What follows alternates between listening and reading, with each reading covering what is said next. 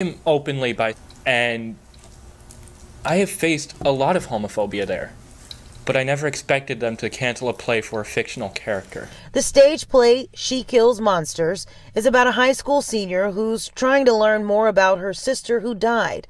Along the way, it's implied that the sister was gay. Chris and his dad, Ryan, attended a meeting where questions were raised about the sexual content within the play.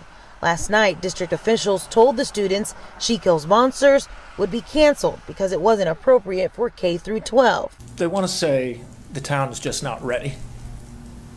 But how are you not ready? It's 2021.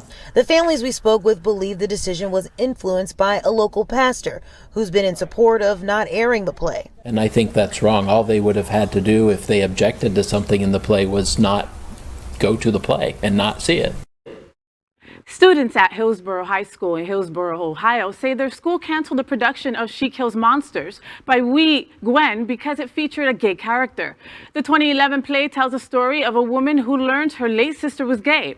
The play earned a GLAAD nomination and has a young adventurers edition with aged-down characters and less sexual content.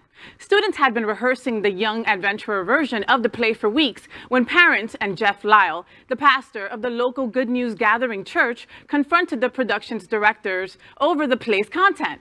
Not long after, the production was canceled. Tim Davis, Hillsboro City Schools superintendent, said in a different statement, quote, "The district's decision to cancel the fall play is based on the play being inappropriate for our K through 12 audience. This production is recommended for ages 12 and older due to the language and mature content. As a district, we based our decision on the play's use of inappropriate language, profanity, homophobic slurs, sexual innuendos, and graphic violence," end quote.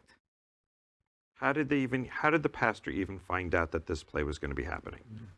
Because she's sleeping with one of the moms. That's right, why. Exactly. Yeah.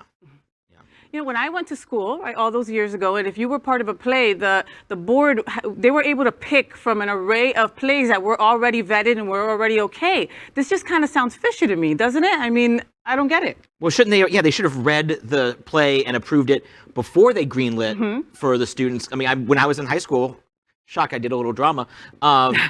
You're doing it right now. I know. That hair twist. But like we knew the year before, like in the spring, we knew what the fall play and the next spring musical was going to be because, you know, it was just planned that far out in advance, you know.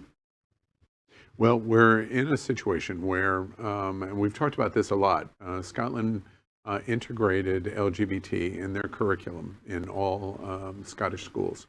Clearly, that's not what's going on in Ohio and large swaths of the South. The mere existence of gay shouldn't be a disqualifier for anything in schools. The one thing that complicates this story is the superintendent of schools talks about K through 12, but there's a level of appropriateness for elementary school. There's a level of appropriateness for middle school. This was a high school that was doing this production with a modified presentation of the script. And it makes you wonder, why couldn't you use this exact same justification for even the mention of gay, which is what happens in many places in the South. Mississippi does it, Texas does it, and you have to wonder that that's what's going on here. It's not a question of the appropriateness to the age group of a high school student, but the mere fact that it has some representation of a gay person. And if that's the case, this school district has made the wrong decision. And affected so many kids' lives. Yeah. LGBTQ plus news is vital for our community and for the broader world as a whole. We have enough enemies at Fox News. Tucker, Sean, and Laura are loud. We need passionate allies. Happening Out Television Network, Queer News Tonight, and It's Happening Out are literally out of the closet and into the headlines. Our community needs your support. Like this broadcast and subscribe now to ensure the growth of the entire LGBT